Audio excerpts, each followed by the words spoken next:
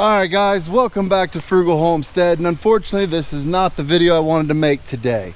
But like anything else, we tell you if something's good, we tell you if something's bad, we bring you updates if things fail in the future. So, our deer fence.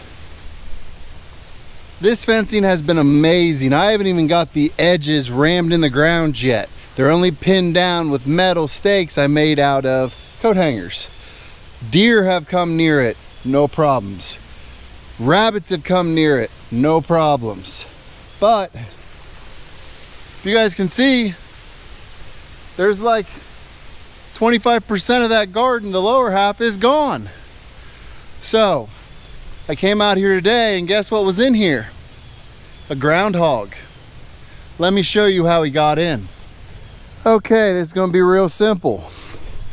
I put a block on here because he'd already done it once. But let me show you guys, because it's kind of hard to see this fencing. So if I hold this down, and you guys can go right through. So there's just a hole. It's been chewed in. So he has literally chewed a hole through the fence. And this stuff is not weak. I mean, if I grab it and pull with all my might, I might be able to rip it. But he just chewed a hole right through it. So that tells us if you're in a place that's got a lot of woodchucks, groundhogs, things like that, they're just gonna chew through this fence. Now a simple solution to this would be get rabbit wire, which is like 2 foot or 18 inches, and put it at the bottom. But I'm done. I'm done investing money and this happening. This cannot happen. Now, my wife brought up the point we're going to be doing all raised beds in this garden, so maybe it won't be such a problem. No. Groundhogs, woodchucks, they climb up stuff, they can get on top of stuff. I have seen them sitting on top of 4-foot concrete walls. No clue how they got up there, but they can get up there. So, it's come apparent to me that I need to do a little bit more of a heavy-duty garden.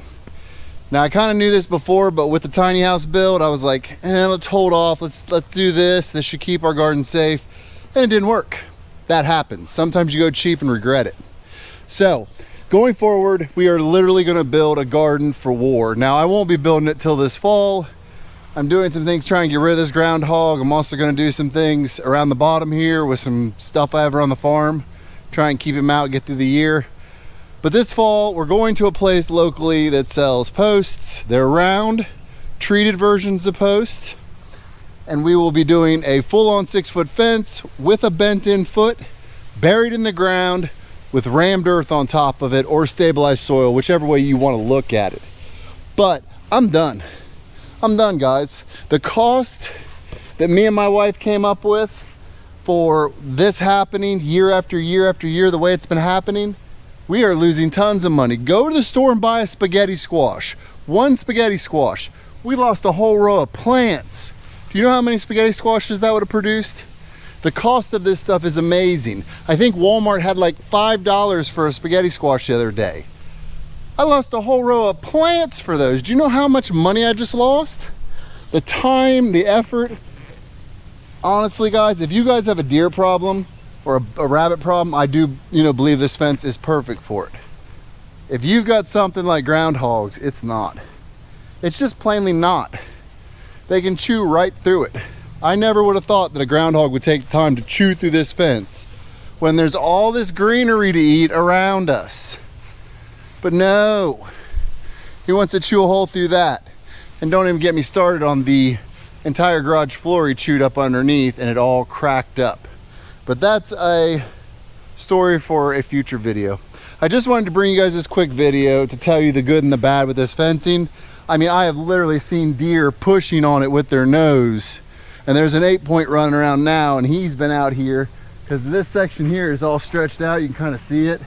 Well, there it is. No, he ripped a hole in it. So yeah, I guess that 8-point got a little rowdy and ripped a hole in it. So maybe it's not a good option.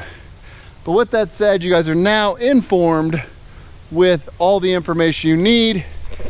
And after seeing that, well, I think it's time to give up. I think this fencing won't work. But We're in a no-win war, guys. So the truth is, go hard. If you're gonna build a fence around your garden, try and keep it safe. Go high, go hard, go heavy. Spend the money, because with food prices going up, this isn't gonna be strong enough to save you any money.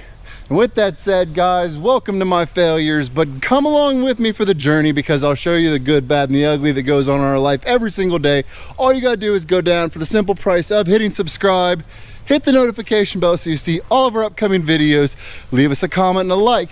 Let us know in the comments, did you anticipate this fail to be this bad? And we will see you in the next one.